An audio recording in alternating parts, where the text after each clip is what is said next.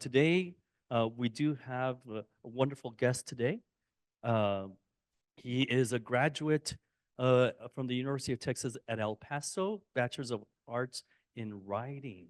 So it'll be interesting to see the path he took. And I've mentioned several times that there are so many pathways to become a license. You don't have to go the traditional route of architecture school and experience and and exams and then license. So there's a variety of ways to become an architect. So it'll be very interesting how you did that. And as I said, he is a licensed architect. And for 15 years, I think I read.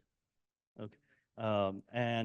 He is currently, well, he's on the board of the Architecture Foundation, and they help us out quite a bit. For the big events like Shop Architects, and in the past we've had Daniel Leafskin and several other big names. So they've always helped us out with those lectures.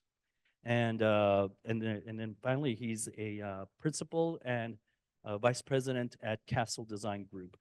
Please help me welcome Rene Melendez. Thank you, everybody. Thank you. Just to let you know, with the wind blowing around, I don't really have allergies, but what I do get is a trip back to puberty. My voice starts cracking every now and then, so if it goes high and low, we can blame the nice weather. A little bit about why. So the discussion is going to be about fears. I thought let's try something. It's October. Let's look into. It's a scare month. Let's talk about fears. I have children similar to your age. My daughter's 21, finishing out at the Pacific University. My number 2 son is starting at Southwestern in Georgetown, Texas, and I've got a middle schooler, 8th grader, just going into high school next year.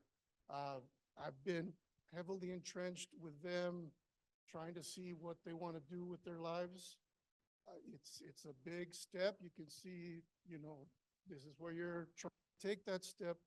So what I want, and actually he mentioned my path to architecture, so I will kind of be able to, don't follow my path because it can be hard to follow that one that I did, but there's no mistakes in the path you follow as long as you just keep moving forward. So what I wanted just to share with you is an evening of discussing fears, discussing what might be the obstacles, because you have to bring those fears close to you and get over those obstacles, because if you keep moving forward, you will have a very successful architecture career. I think I can. So about me, again, I started doing this, and thank you, Emmanuel, for talking about me. I hadn't, nobody, I don't get too often where people just say things about me, so that's nice to be right next to somebody, so appreciate that. 32 years. I started at age 20 in the office. I had an opportunity to work for my father. My father's an architect, Jose Melendez. He'd been in this community. These folks know him. So that was my advantage. I got to learn architecture from a father handing it down to his son. So that is something very personal that I hold on to. And sure, like a son, I didn't want to do anything my father, be an architect. Yeah, you're crazy. Why would I want to be an architect? That's what he did. I want to be something different. But what he was nice enough to do is, while I was at UTEP getting a writing degree, he sat me down behind a desk and I started working full time for him. And the translation from him to myself and his business partners was my introduction and my start to path on the world of architecture. So also, El Paso didn't have any form of architecture back then, so you have to appreciate the opportunities you have here. What they've constructed here, the environment they've built here, the opportunity to expand your knowledge of the built environment is something you should cherish and hold on to. And when you're having those fears, you use this appreciation, this respect, this family to get you beyond those hiccups, those stops, those obstacles. So I basically didn't have an architectural arena because the closest thing back then was UNM or Texas Tech, and I just wasn't ready to go there. But I met my wife. She wanted to go to architectural school. She wanted to go to the University of Houston. She has a degree from University of Houston. We got married, packed up, went out to Houston, and from that point on, it was a full-time architect. And then I did manage to find out that with 8 years of experience and a 4-year degree back then, you were able to sit for your exams. I had a good friend of mine. Again, I grew up in the Lower Valley here. A good friend of mine didn't have the best of luck. One day he told me, he says, you know, you need to take advantage and really, I mean, explore architecture and take advantage of all you've learned. So I put every single effort to become an architect. There's a lot of architects in our profession that never take that last step. I will tell every one of you, take that last step. There is not an architect I know that's licensed out of work. They get picked up everywhere. So make sure you finish your license, because there's not really a hungry, I mean, there's a hardworking, there's a little hungry, but there's never an unemployed architect. So please, just keep moving that forward. So right now, so I worked with my father. I went to Houston. I came back to start a family 20 some odd years ago, 21 years ago. And then a friend of mine, engineer, said, start an architectural division here in El Paso. I said, sure. So for 9 years, I was the head of an architectural division for an engineering firm here.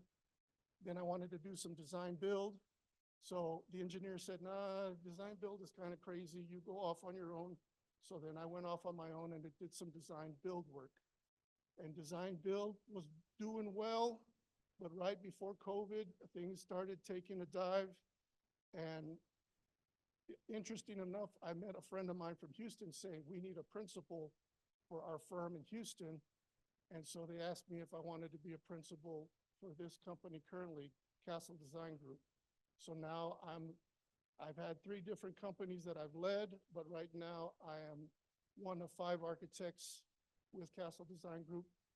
4 of them are in Houston. I'm the only architect here. Originally, they were wanting to pull me over there, but thanks to COVID, everything went remote. We stayed home. We started picking up employees, and now we have an El Paso office. So I will tell you that, okay, you just keep moving forward.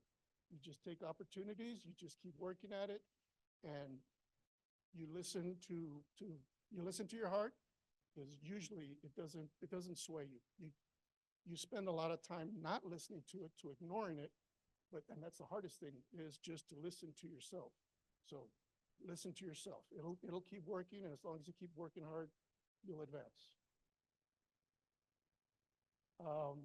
A little bit, this is about fear, but at least who I am and at least buildings in the area. The Tigua Business Center, it's down in the Lower Valley in Socorro. It was an old TxDOT building that we renovated to the business center for the Tigua tribe. I'm sure you all know them. Very fun group, very open to all the ideas in the world. So it was a good platform to just explore various things. Quite a few things out on their reservations, whether it's out in San Elite or kind of closer towards Speaking Rock, we were able to help them with. So it's a business center to help young companies, and then a veterans memorial. And then, that was a little, I sent one of my interns out to go photograph my buildings, and she thought that the gutter was like one of the highlights of the project. So I always carry it with me just because it was just a fancy way to get water off, but she really liked it. So an homage to her. Fire Station 36, Wrestler near the hospital on the far west side. That was a teaming effort with BRW Architects, a very good group out of College Station. Again, historically, a friend of mine brought me back to El Paso to head up a firm in engineering, with the engineering group. And then a friend of mine from Houston got me into Castle Design Group, and a friend of mine got me connections with DRW. So the human connections you make throughout your life, those are important as well. Hold on to them, hold on to this group. I'd hate to say you're obviously not going to see everybody all your life, but if you hold on to the relationships you have, it just, no matter how thin you hold on to it, hold on to them, because they do foster other items in the future. So the Fire Station 36, there's the picture of the interior is where the firemen have their day room. They spend most of their hours there. And then nicely, every City of El Paso project has a work of art. So this one was called Pillars of the Community. I forget the artist's name who did it, but it's 3 pillars and then the Corten steel firefighters. And then the sprays are just basically guy wire going up to it. But and then that project was funny because, well, not funny, but it from one side to the other, it dropped 14 feet. So it's a 2-story building dropping 14 feet. You can kind of see it coming down that side because it's near the mountain. So it was hard to get it there. It was hard to sit it up, but then nicely, once it's all done, it sure is great to take pictures because it sits up nice for you. Okay, sorry, I'll keep the mic closer to me. ESD #1 is something we're working on out in Horizon City.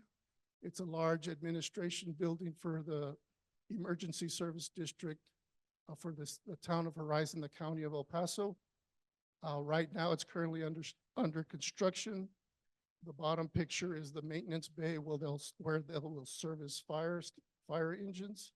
And then, does anybody know what these 3 rectangles are right here? You know why you would see them like that? Oh yes, sir.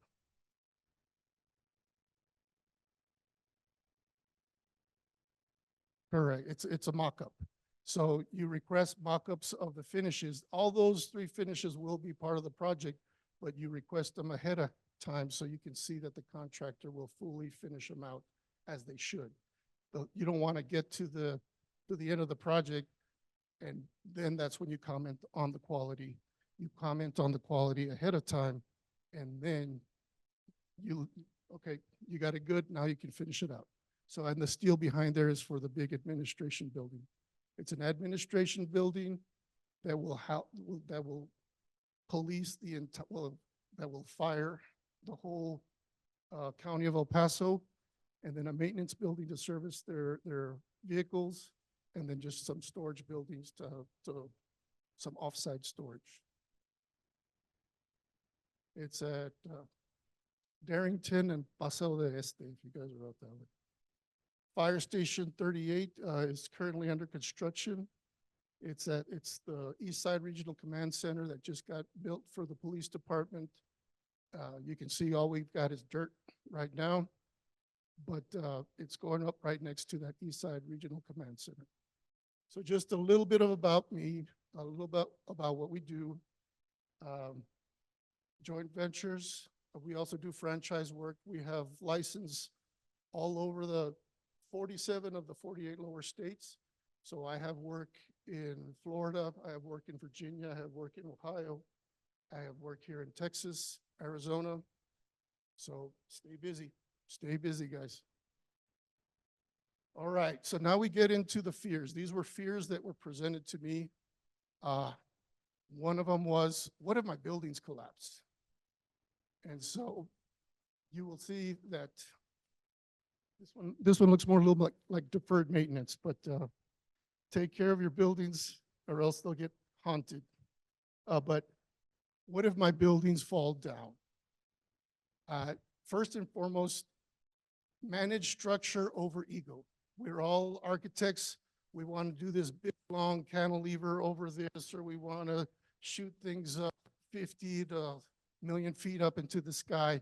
And that's good. That's good to challenge yourself. But understand the principles of structure are not a limitation, but they can be a liability. So reach for the moon, but just understand that you are your own worst enemy. So you got to kind of manage your ego, with the beautiful structures you create. Coordinate with your consultants. As long as all of you are communicating, you're going to have success. Communication is another part of this slide or this presentation, but communication is the key. Everybody always tells you to communicate, but the sincere method of communicating is listen to what is said. Don't anticipate what is said. Don't assume what is said. Listen and then reciprocate your understanding. Pay attention to the construction process. You are being given tools on how to put things together. When you go out to the site, you'll have a client chewing on you over here saying, what about this? What about that? And you'll have a contractor over here. What about this? What about that? But you have to take a step back and actually look at the process to make sure everything is going the way it needs to go. If something looks wrong, speak up. Architecture should never be about assumptions. If you assume something is going to be okay, I guarantee you, you return 3 months, or depending on how big the project, you return 3 months later, you will see a big assumption that is offending the client, offending the contractor, and it all comes back to you because you assumed they were going to do it right. But no, if it looks wrong on paper, if it looks wrong when people were talking about it, I guarantee you it's going to be built wrong. You have those three opportunities to make a change. This is in all my years of experience, this one's, I'm going to give you this one. Whenever a contractor says, in all my years of experience, I've never had to do that, that is a red flag that he needs to not be in charge of this project. It's funny because you'll run across that specific phrase, and when they give it to me, I start smiling, and they get upset about it, but they're hiding something. So whenever you hear that phrase, a contractor's hiding something. And more importantly, your buildings, if you're a good architect, if you coordinate your consultants, if you're watching things, buildings, that's why we love them. They don't fall down. I mean, I'm not going to jinx it, but it takes a lot of effort to make a building fall down, if that makes sense. More importantly to me, if you take something away, people are the fragile things. The people out there working are the fragile things. I had to sit as a consultant where a man was stuck going a building and there was a low power line behind him. And he was not being policed. He was not being watched. He was trying to work. This is not my project, by the way. I had to serve as a consultant just offering professional opinions. But the poor man just kind of reached back as he was falling, hit that power line, and he's no longer with us. A scissor lift, one of the things on wheels that kind of lifts up and raises them as they're working. Those scissor lifts always jump because they have electrical currents that sometimes short out, and then all of a sudden they start again. That'll catapult the poor person off the scissor lift, and they'll fall however far it was up. So as an architect and as a design builder, when I was doing construction, the most important thing was all these hardworking people get to go home. So more important than buildings falling down, make sure your humans aren't falling down. Competition. This is kind of a eerie castle. Castles were the first forms of competition. You know, they put up their walls. And are you going to be a castle that puts up walls, or are you going to be a king or queen that just lets the people come in? You should be the one that doesn't put up walls. You should be somebody that accepts somebody in. But so somebody was afraid of competition, or that was their fear of competition. I'm here to tell you competition is always going to be there. In many ways, in many forms, in many shapes, it's there. So the thing about competition is half the word is compete. You got to compete. You have to. It's not going to be something where people are just going to be handing you projects, handing you large fees. You have to compete for everything you're working for. A big thing I always give my employees is listen, reciprocate, and learn. I know people have always been told to listen, but when I know they're not listening is when they're giving me something back that we weren't even talking about, or they're trying to finish my sentences, or they're trying to finish my idea. That's not going to show somebody you know what you're talking about. Most people think that, oh, if I jump out ahead of this architect, I'm going to show him I know exactly what he's talking about. That's not communication. Communication is absorbing what somebody has said, collect it, and then give it back in an intellectual complete form.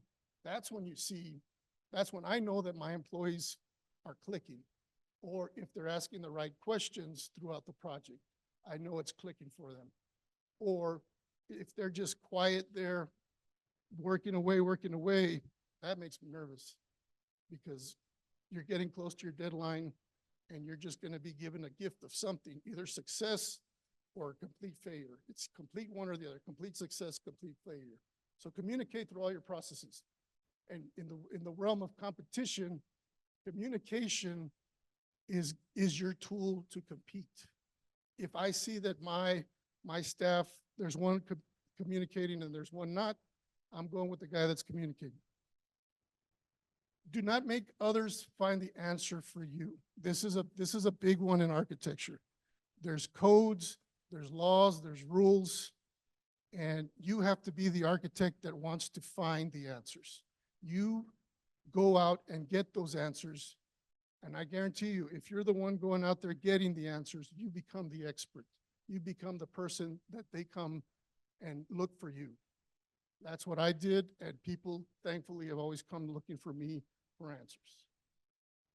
Work on your abilities. Just like a professional practices their sport, their skill, you have to, on a daily basis, practice your skills, practice your technology, practice your sketching, practice your expressions. So that way, when you're called on to express, you have an ability to give that answer. Okay, so then you practice, but then you also have to believe in them. That's another, we don't believe as much as we should in ourselves. You have to put in the effort and then trust the effort and believe in yourself, because in the world of architecture, we are the final answer. There's not many meetings where I can look back and see who else could help me. You're the answer. It's a great feeling to be the answer, but you have to practice and be the answer. And do not base your success on others' failures. Don't just because you're the best in the class, don't just step right above, a level above the other students. Keep pushing yourself to take it to another level. Everybody is always, well, I'm fine because I'm doing better than this person. No, your goal is to be your best you, so work on that. View competition as fuel rather than an obstacle. I mean, it's simple. That's, if architects, you guys want to have competition. You want somebody next to you doing something good. I guarantee it's going to get a better result from you every single time. And then effort. That I told my kids were always worried about what they were going to do, and they've competed in sports, they've competed in school, and the thing is, as long as you put in effort, you're going to get great results. So put in the effort to get results. Running out of ideas. There was a fear of running out of ideas.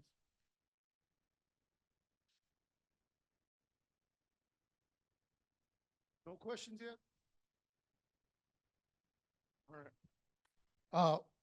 The fear was, what if my ideas dry up? And so the way I've always looked at it is, good ideas and bad ideas, they're right next to each other. You can't really have really good ideas unless you go to areas where you've had bad ideas. You can't just sit there and wait for the good idea to fall in front of you. You can't just wait there for the perfect pitch to hit a home run. You have to get in there and explore ideas, the good ones, the bad ones. Understand the realm of your ideas. Understand what you're good at. What are your strengths? You know those ideas are going to be big, but you got to go to the side where your weaknesses are too, because that's where ideas, those are actually the ones that are tempting once you get into them, because then you get to explore them, you find out a little bit about yourself, and you keep moving forward. Don't avoid bad ideas. Work through bad ideas to get good ideas. Don't be afraid to model or sketch a version of an idea. It doesn't have to be clear. It doesn't have to be 100%. It could be half of it. Just work on the half that makes sense, and your brain is going to figure out the rest. Look beyond the built environment for ideas. Music, film. Again, see, I'm a writer, so I could look to writing, to books, to poetry. There's always different, to friends. Ideas are, you're not going to run out of ideas. If your fear is they're going to dry up, you just keep pushing forward and work on the bad ideas. Oops. Oh, no, somebody was calling me. And then, so ideas are everywhere. You can find ideas in paper cups. You can find ideas. So, but that's part of work at ideas every day. Become a fit architect, and that's part of a future slide. But plagiarism versus ethics. So again, you find ideas in film, and these were the twins. I like this fear because this one looked really good, because it was like plagiarism and ethics, and then all of a sudden you could see the fear in the parentheses all of a sudden take over the poor person, because then when the other idea is taken from another architect, or another architect steals it, and then the client, so you can see the fear developing. And that's what you got to get into. You got to write out the full sentence of your fears. But plagiarism and ethics. So I hate to tell you this, but some of your best ideas are going to be stolen. They are. I sketch up a retail center. This client comes in. I can't fit this retail center on this site plan. Me being a young architect, say, well, I'm going to show him I can do it. So I sketch it out for him. He sees what great command I have of the site, and I figure it out for him. I send him off with his sketch and my proposal. Probably a year later, I see the retail center up exactly the way I laid it out on that small little piece of land. I didn't get any fee or any credit for it. Your ideas will be taken. But if you're working on ideas all the time, I don't worry about it. Ideas, good ideas, I've got plenty of them. I'll keep working at them. So don't worry about the one idea that is stolen. Just move on to the more ideas that you have. Because good ideas are valuable. Everybody wants a good idea. People will take your good ideas. I'd like to tell you that you can get a lawyer and protect your ideas. Nobody has time or money to do that. So just flood yourself with ideas. Even if they take your idea, it's not going to be better than yours. You can still work on that same idea. Look, if somebody steals it here, nobody steals idea here. But if it happens, the one that created the idea, I guarantee, is going to come up with the best end result. You can even use that as fuel. Say, yeah, we're going to the same place, but you'll see mine is going to get much further. Ideas are like baby turtles, the sea turtles. That's the way you got to do it. I mean, those poor sea turtles, I don't know if you know it, but they start on the sand. They got to make it across. They got to make it across the crabs and the birds, and then they got to get in the water, and some of the seals, and everybody's eating those ideas. But that's what you do. You flood your architectural business with tons of ideas, because some of them will make it, some of them will perpetuate your business. So just flood your business. Yes, sir. Ideas are like baby turtles. If you haven't heard it before, then yes, is my quote.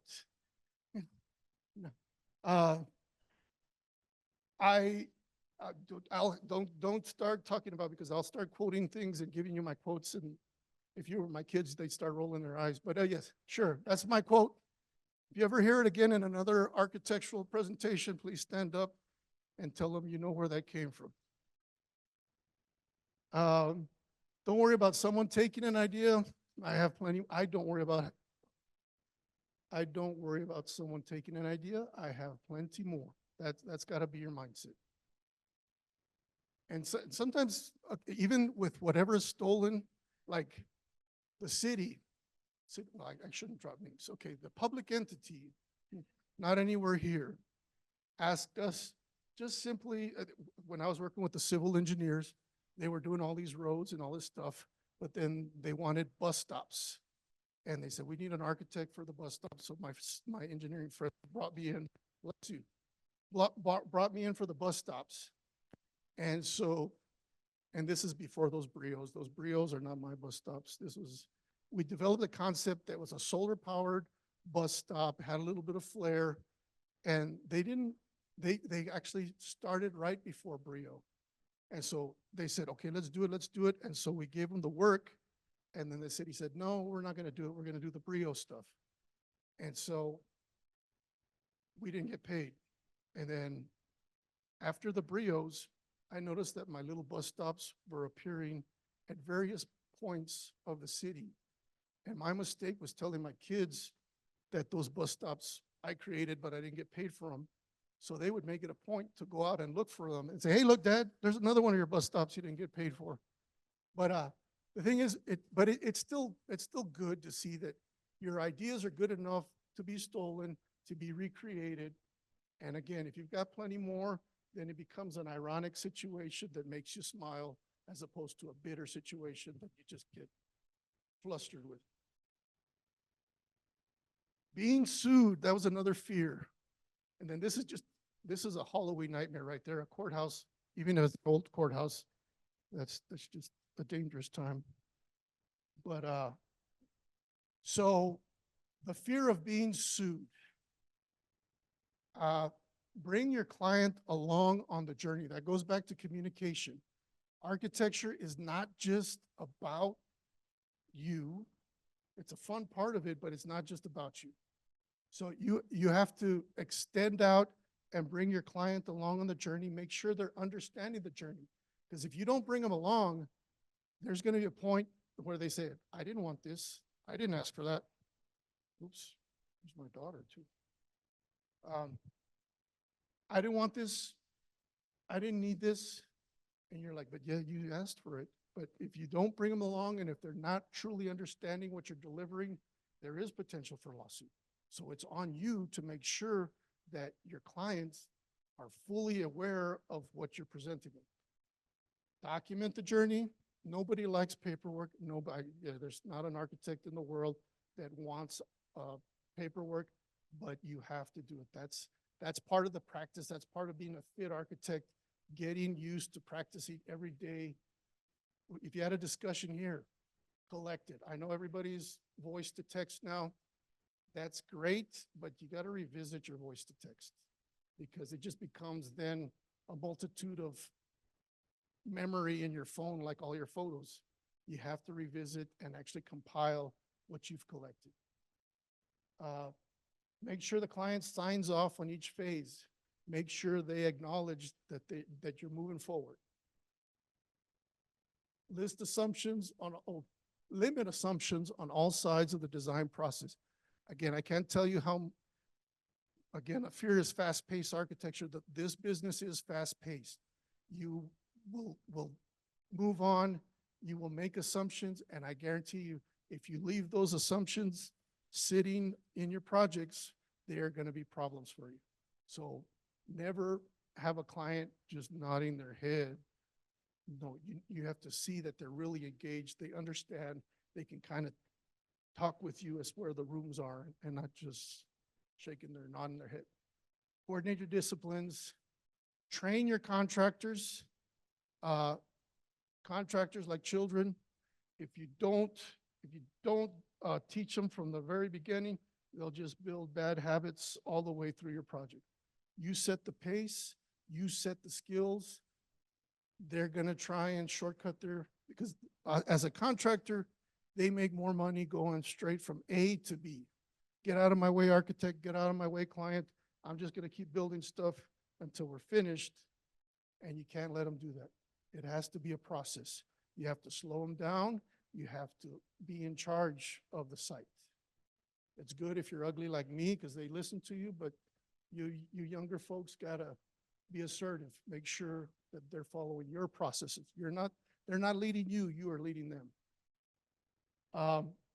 More bad news, the legal system survives on lawsuits.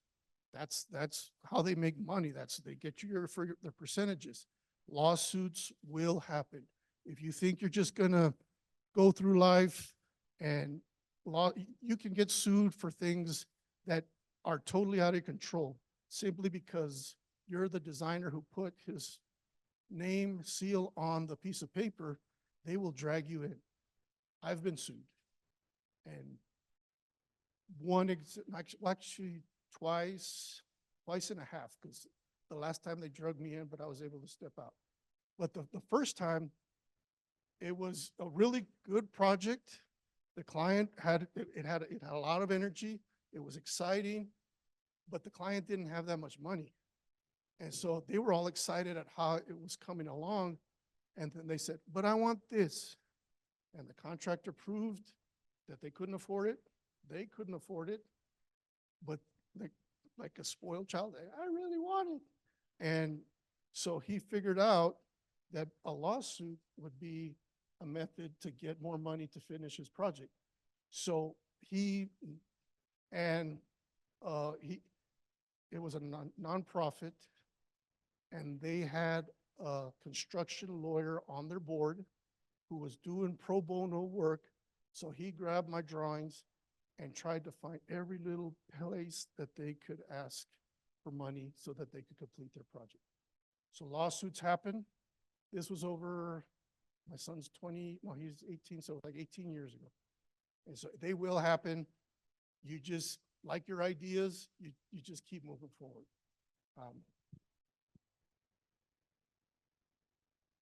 Time management. That's a cemetery there, because that's the only thing time is pretty much guaranteed, is for sure, but we don't want to be too depressing on that one. Time waits for no deadline. So the fear was, how do you manage your time? Again, vanity is a time killer. Perfectionism is more of a mask than aid. I'm not saying push the envelope. I'm not saying take pride in your work and have it reflect who you are. But the truth of the matter is, and nobody likes it, the best answer based on the time allowed. That is it. The best answer based on the time allowed. I wish it could be, you know what? You're doing so well. How many times has a professor come by and said, you're doing so well, we're going to extend it just because you're doing well? No, it doesn't happen. The deadline is a deadline. And actually, you want those deadlines too. Once your deadline is equated to billing clients, you want that deadline because you want a good, solid project that you can hand over, but then you also want to bill for it so that if you don't finish, you don't get paid.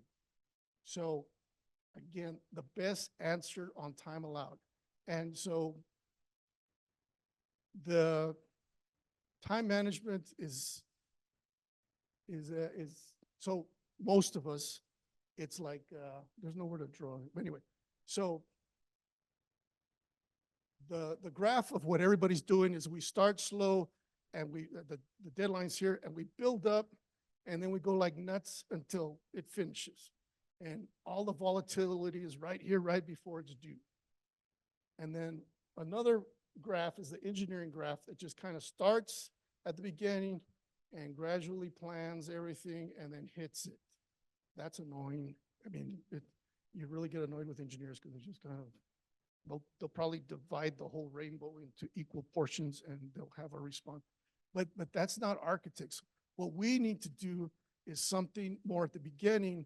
There's a big wave and then everything else basically from that big wave goes downhill to the deadline. What that means is it happens. They give you your task, they give you your assignment, they drop it on you, and your mind already starts working. It just does because it's something new, it's something fresh.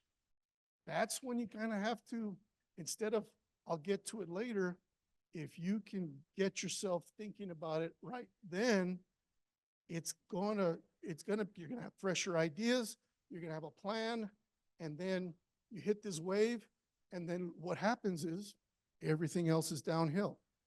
Because what they don't tell you in each one of these graphs, life is happening. Life is dissecting your time right in the middle. If you're able to hit things early, how often do bad things happen immediately? Hopefully not too often, but they always tend to happen towards your deadline. Your grandmother has her 75th birthday that your mom really wants you to go to, and your deadline is the next day. Your friends are wanting you to do this, and your deadline is a week. They rarely happen within a week period of starting to getting there. So use that time that you understand what your calendar is like to figure it out, because then everything else downhill, no matter what happens, you're already moving downhill. So move to going downhill sooner so that when life happens, because life does happen, you're more ready to deliver even after life happens.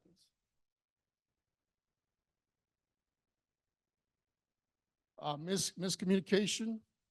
Again, I do want to say that I think Gothic and colonial Gothic, and even they always get the haunted houses. So don't design, if your ideas stay away from Gothic and colonial unless you're really wanting to invite a spirit into your project. Because for whatever reason, those poor, beautiful art forms are always the ones that have haunted messages. Miscommunication.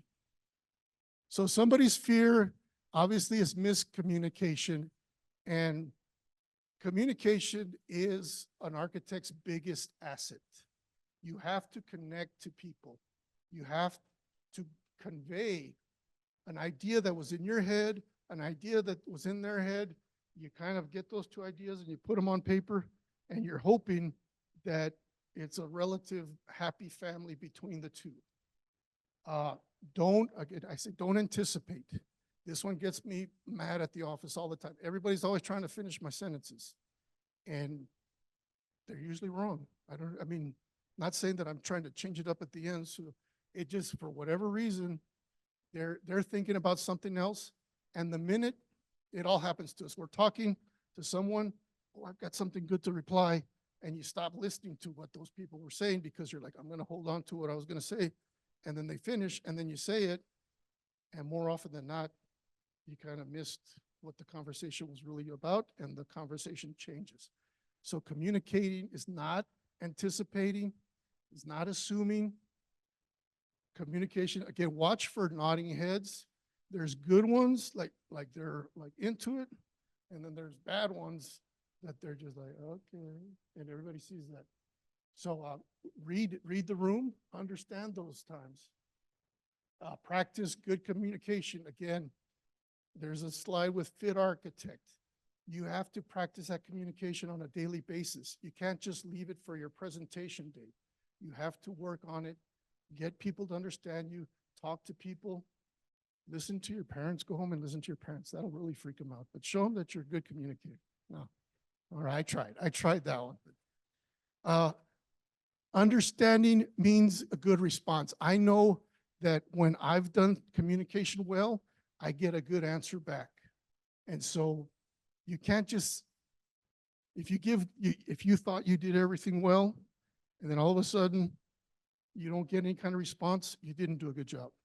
So your effort is get a good response. If you get a good response, you did a good job. And don't leave the item until everybody is clear. This is as an architect. You're the leader. Everybody's on the table, or everybody's in the team's meeting now. Don't leave until everybody understands it. Because I guarantee you, the one person that didn't understand the concept when you leave is probably the mechanical engineer that messes up his project and you have a big change order. So make sure everybody understand, and again, read them, because again, I'll do the, okay. That answer right there means they're not fully understanding. So revisit it. And you cannot bury an error. I've already kind of mentioned this. Errors on drawings, errors in your practice, they will come back.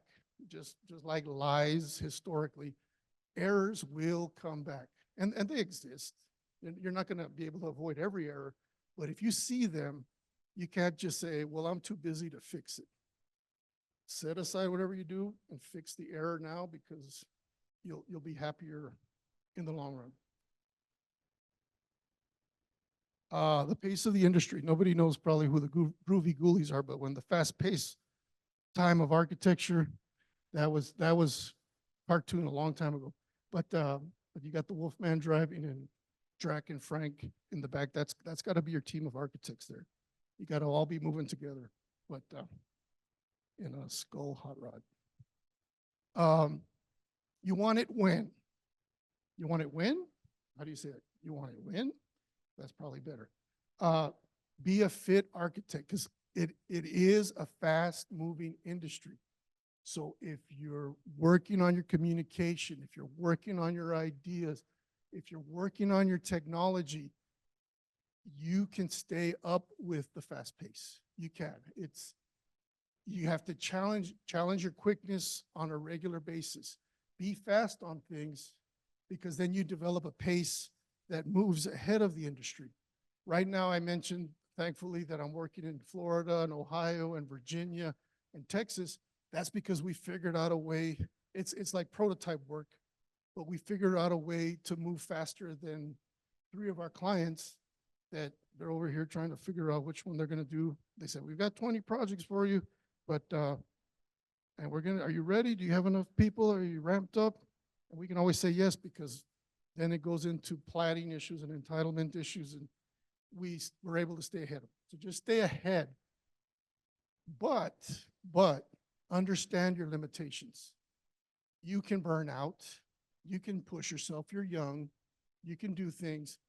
At my age, I am not able to do as much and live on the edge and sleep minimum hours. You have limitations, and respect those limitations. You're a hard worker. Respect those. If you're being that fit architect, respect yourself. And then be clear on when it can be delivered. If they're asking for it next week and you can't, then you speak up and say, no, I can get it to you 3 weeks from now. Because clients will always push you. They will always push you, but it's not, most of the time, it's not based on the actual need. It's just based on them trying to position themselves so that they will not have to worry about anything. And don't always try to please boss or the beast. Bosses, they're always going to be asking you for stuff. And yes, you can be helpful, but again, understand those limitations. And the beast is architecture. So again, I've always made it a point to spend time with my family, even and with laptops now you can bring work home, but sometimes if you're lying in bed and the laptop's there just looking at you, talking to you, saying, open me, you gotta, I leave work at the office. I turn it off. I go take my kids to their practices. You have to, well, you don't have to. If you want to just be lights out architect, go ahead. But life moves by really quick, so make sure you take opportunities to engage with your families around you. All right, AI. That's an old reference right there. That's a reference from 1968. 1968 was the previous millennia before this current one. I know none of you know what that was, but that's Hal, in case you guys don't know. And Hal that's kind of scary because he was artificial intelligence out in space. And one day he just closed the door on the astronauts and said, see you later, guys. So that is the potential of AI. So someone's fear was artificial intelligence. We know that artificial intelligence can render. We know it can deliver based on instructions. And it is here and it's here to stay and it's moving faster than any of us. But the irony is we created AI so that we could have more free time. Well, AI is going to say, well, you wanted the free time, so we're just going to take over everything you. I mean, AI has the capacity just to simply replace you 100%, so you can have all the free time you want. So that's where the draw is. How much free time do you want? If you want a lot of free time, then AI is a threat. If you want to roll your sleeves up and work and create, then AI is nothing more than a tool.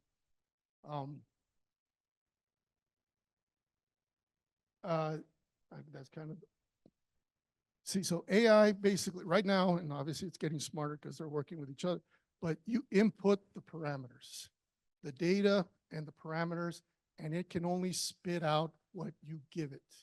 It's learning now to think on its own, but even the scale and the warmth and the humanness is still not there. But as architects, when people give us the data and the parameters, that's just the start for us. So with AI, that's the end. But with architects, we're only getting started. We evolve beyond those parameters. So always use that. You are the evolution. AI always will have a termination point. And so you got to stay ahead of that and be more dynamic than AI. AI is cold. AI is direct. Architects are warm. Architects are engaging. Architects can, again, be dynamic. So like your ideas, sea turtles, if you throw all your sea turtle ideas at AI, you'll always come out ahead.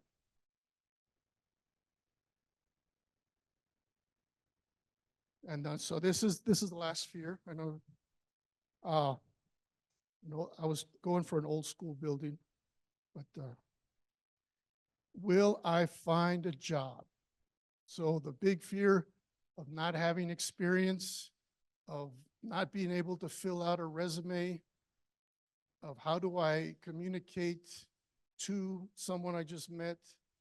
How do I get them to somehow recognize me and offer me a job?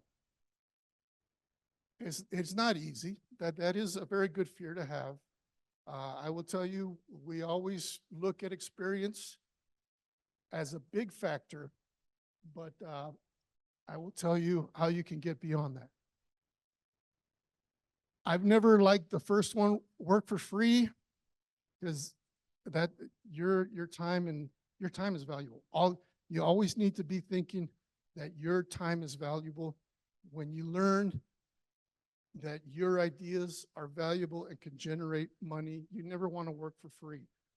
But there is an advantage to at least simply being in an office and just starting to pick up things. So if you must work for free, don't work for very long. Don't let people take advantage of you. Don't make them, I mean, if it's gone longer than 3 months, you should leave. If it's gone longer than 6 months, maybe you're enjoying it. Maybe you just like that. Maybe you can use that time without, or you can afford to be there without getting paid. Then you can't have that dynamic because it will be valuable. But I don't really like that one too much. In my kids' schools, they're counselors. They approach their counselors, and obviously you get levels of credit for internships. So at least you should try and see if whatever school you go to beyond this school is if there's credits for internships, because at least you're putting in time and you're not having to pay for credit hours. So look, make sure you talk to counselors about that. Understand your craft. Again, so I've been kind of telling you to be a fit architect, work on communication, work on your ideas, because you do have to be physically fit in that meeting because you're scared. The architect seems uninterested, but that's when, if you've been working on all your tools, it's going to come across that you can at least complete ideas. You may not have the experience in the realm of what they're doing, But if I see that you can have answers, if I see that you're listening, and if I see bullet point on the bottom, smart, that's what's needed.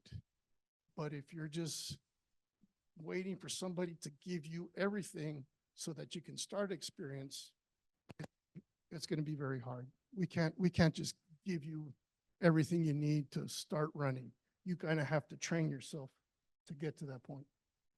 Practice your tech.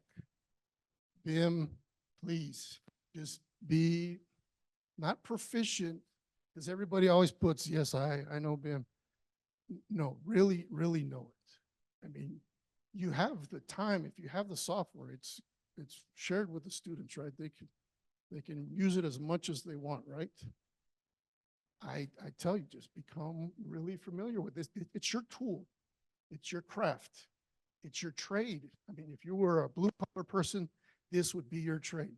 Simply by being able to master, again, not just showing elevations and sections and this little section that has, no, really being able to manipulate the software, you will be an asset, not only in architecture, but even, I mean, contractors are now picking up kids to, they ask us for our Revit models, we hand them over to it, and then the young kid goes out and finds all the errors in the model, and they'll pay, do this full time, just a guy learning how to put all the systems together and finding where the conflicts are, and then they regurgitate it back to us and say, we have RFIs, please answer them.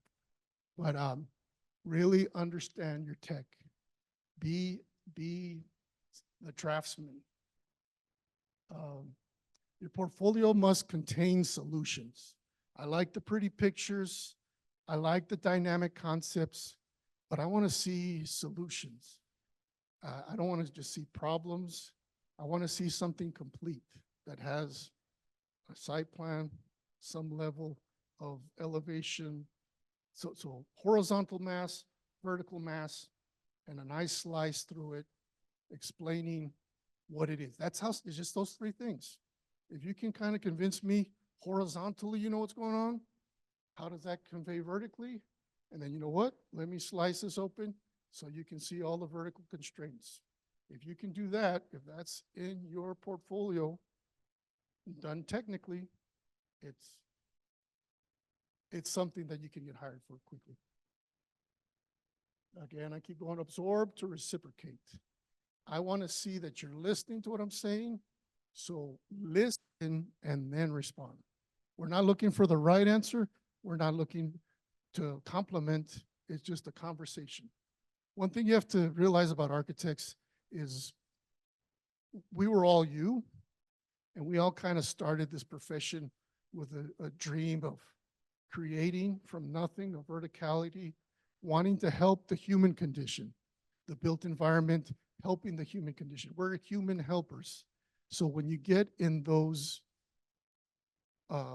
interviews, you have to understand we're humans. We want humans to succeed. So don't fear us. Become engaged in conversation with us. And that's how you go, because most, I mean, it is a nervous situation, especially if you have no experience.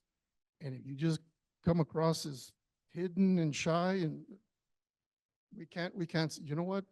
There's somehow in the way they were trembling that I thought they would be a good employee. So let's buy a computer for them. Let's set them up with insurance. No, you gotta convince us that you're confident.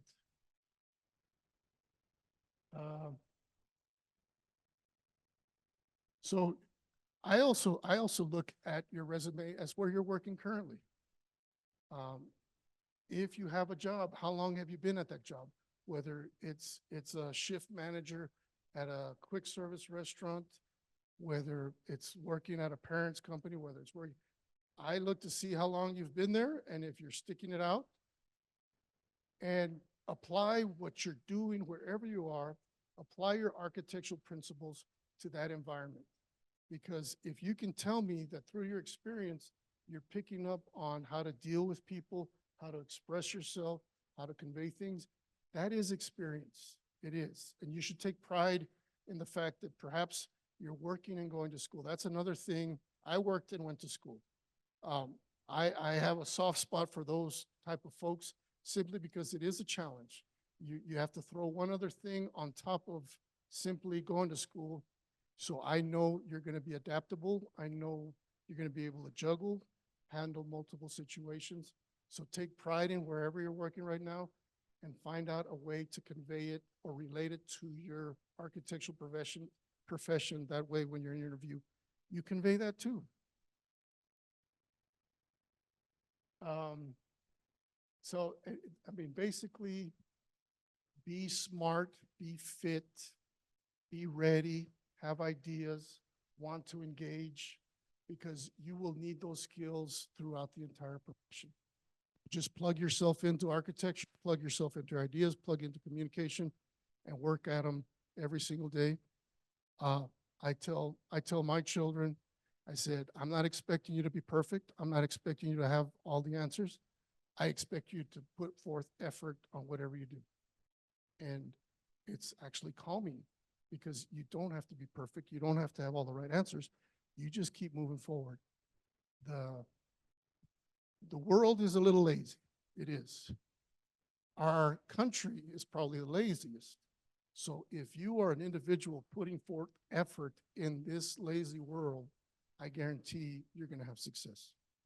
So that's what I leave you with. Thank you.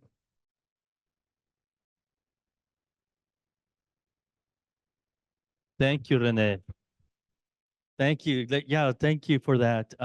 So I was supposed to give him the fears last Thursday, and I barely gave it to him on Tuesday. And he said, "Let's see if I could come up with something." Did he come up with something?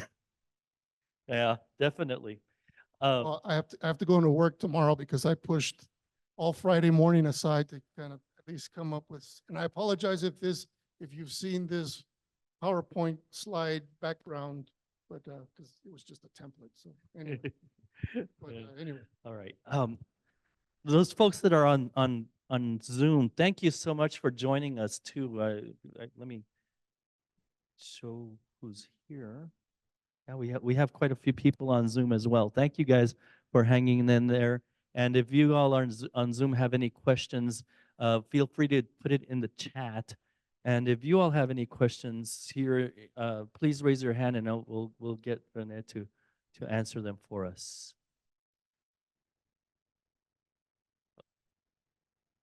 Oh, I'm sorry. So you said like these are common fears, but like what was one of the fears that stick with you the longest? Because apparently, like from what I understood, all of this is like these are struggles that you faced and that you present like solutions. And what was one of the strongest fears that you had? And if you still have it, like how would you get better at it? How have you become better? I would say the fear that followed me the longest, and it's still here to this day as a leader, is providing, simply providing. Providing to your family, providing to your employees, providing to the community. It's a bit daunting to think, and it started just simply, how am I going to provide for anybody beyond myself? At the start, none of us, we're barely getting our provisions set, and add a spouse or add a significant other, add kids, and then add employees. So the fear of a leader is providing for those who you love, providing for those who are providing work to you, and then providing to clients. So just, these are not the commitment is the result. I mean, in the profession, you only have 3 to 6 months of inked in work that you can bill for. I'd say beyond 6 months, it can, and again, the business goes up and down. So there's a fear of just what happens if it dries up. You know, what is my family going to do? What are my employees going to do? So I'm not trying to scare you, but that's why I'm telling you, be a fit architect because we just now simply say, you know what? Client says, can you handle more? Sure. Can you do this? Sure. We have a new project. It's something you've never done before. Can you try it? Sure. And so you become someone who is adaptable and can receive a lot and provide a lot, and that limits the amount of fear. But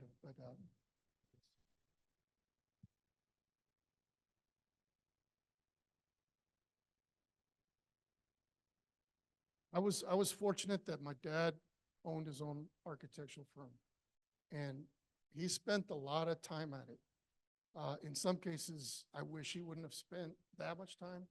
That's why I kind of make an effort to work hard, but also spend time with family.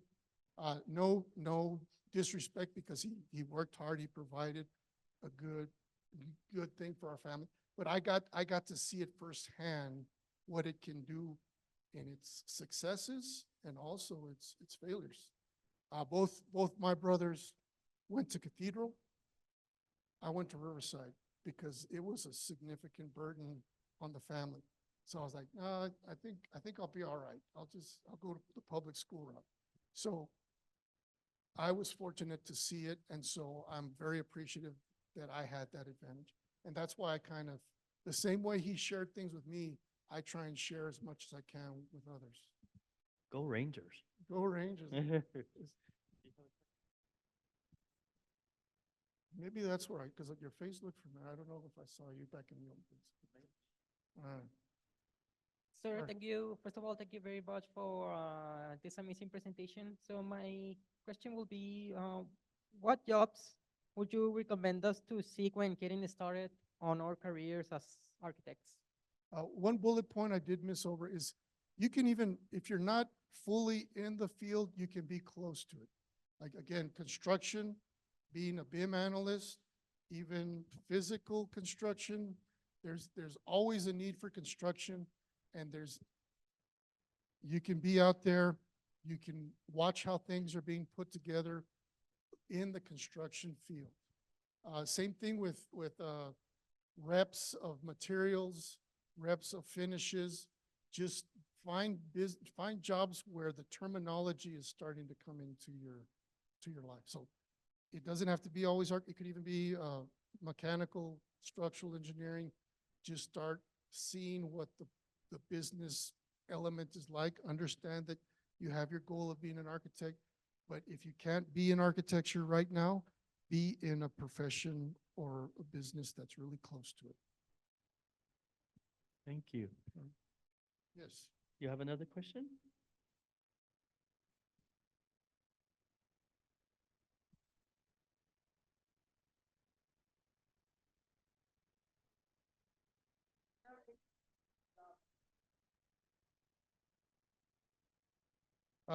So why, I'll just make it more general.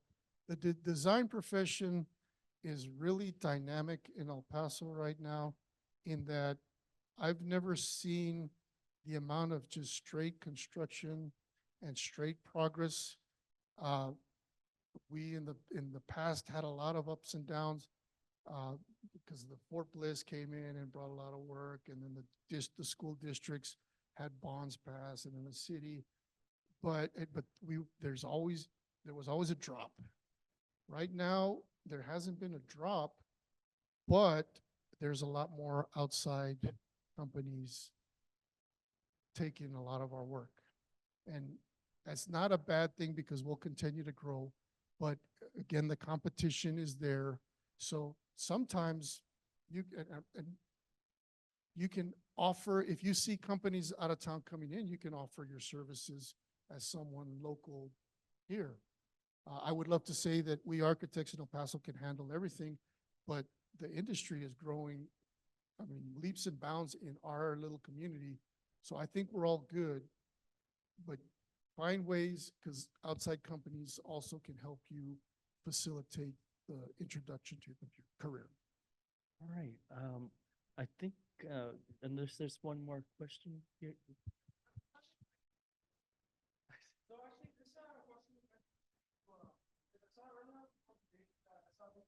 this question what I was wondering is because a lot of my family also has but I was wondering, what kind of challenges were you facing when you opened up your own firm, or what kind of tips would you have for someone who's not like particularly have full bartending experience, but kind of have like someone? So you do have an obstacle because you need to have, clients are not gonna come into you being a half architect, so you do have to dive 100%. We also need good engineers.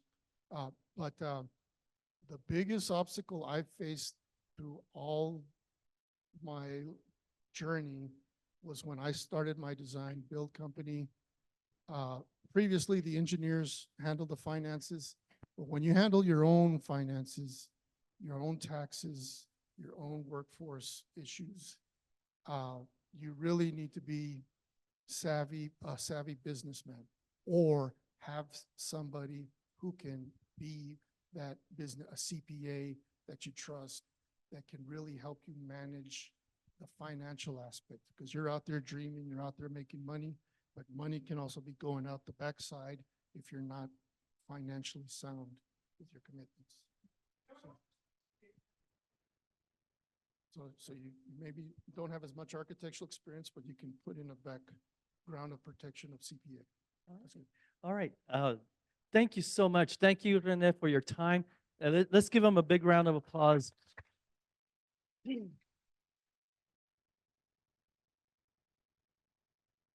Thank you all on Zoom.